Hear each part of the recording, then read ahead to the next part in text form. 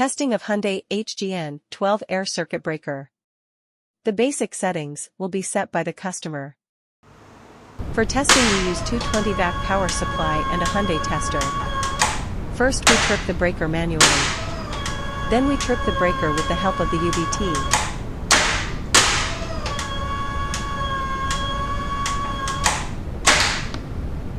Next we perform a short time delay test with the help of the tester. And we observe that the ACB trips almost instantly.